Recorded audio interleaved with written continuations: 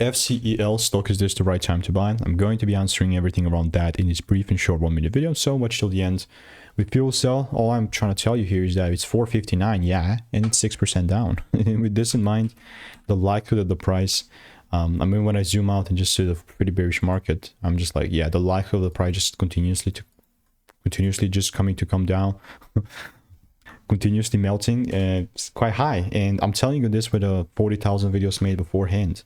And I'm not going to try and come out here and hate on FCEL. I'm just trying to be kind and not nice, trying to like spit out the truth and how it looks like in my eyes. But unironically, I don't think that I have, yeah, I have some receipts here in the Discord, which is again a sell side. But to continue from here, there's a 4-hour chart. There's a 2-hour. Only if I see some sort of like a shift like that, like a double break, then and only then I'm going to look to take it down.